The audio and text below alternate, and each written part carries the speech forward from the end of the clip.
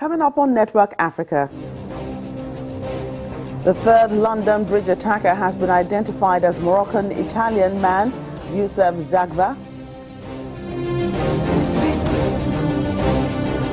Egypt closes its airspace to planes coming in from Qatar as the diplomatic row with the small Gulf state grows.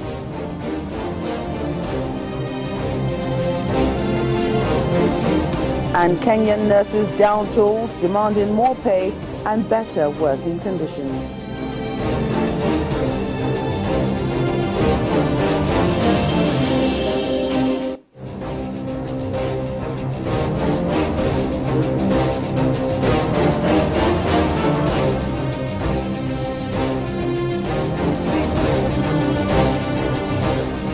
Hello and welcome to the program. I'm Joke Rogers. We begin today's program in the United Kingdom, where the third London Bridge attacker has been named as Youssef Zagba, a Moroccan-Italian man. 27-year-old Pakistani-born Quram Butt and 30-year-old Rachid Rouain, both from Barking, were the other two attackers. 7 people were killed and 48 others injured in the attack, which occurred on Saturday night. Health officials say 36 people remain in hospital, with 18 in critical condition.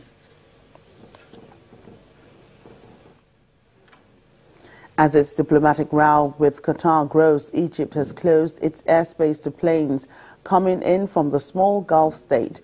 Saudi Arabia and Bahrain are also doing the same. This comes as several countries sever ties with Qatar, accusing it of supporting terrorism in the Gulf region. Qatari nationals in Bahrain, Saudi Arabia and the UAE have also been given 2 weeks to leave. But Qatar denies backing militants, and its foreign minister has called for a dialogue of openness and honesty. Let's get more of the story from a senior lecturer of history and international relations at the Lagos State University, Dr. Dapo Thomas. You're welcome to the program.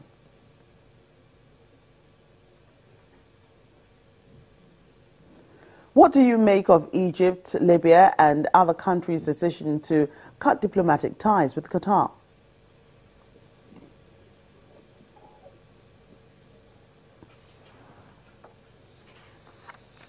If you can hear me, I asked you what you make of Egypt, Libya and other countries' decision to cut diplomatic ties with Qatar. We can't seem to establish connection with Dr. Thomas. We do hope to do that soon and get back to that story. In the meantime, the UN Human Rights Chief Zeid Ra'ad Al Hussein says the Democratic Republic of Congo has 2 days to heed UN calls to jointly investigate violence in Kasai province. If the DRC government fails to do this, the country risks having an international human rights inquiry imposed on it. Mr. Zeid says the already dire situation in the Kasai province continues to deteriorate, and he will insist on creation of an international investigative mechanism unless he receives appropriate responses from the government by the 8th of June. Hundreds of people have been killed and 1 million others displaced since fighting broke out when police killed a militia leader last August. UN investigators have discovered at least 42 mass graves in the Kasai region.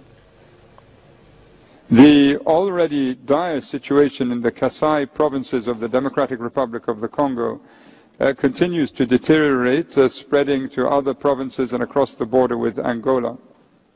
Given the difficulties in accessing the areas where violations and abuses are occurring, I will be dispatching a team to the region next week to meet with people fleeing the attacks. Unless I receive appropriate responses from the government regarding a joint investigation by the 8th of June, I will insist on the creation of an international investigative mechanism for the Kasais. Zimbabwean President Robert Mugabe has called for an end to sanctions on his landlocked country so it can implement a series of global goals on sustainable development. The 93-year-old was speaking at the opening of the first United Nations Conference on Oceans in New York.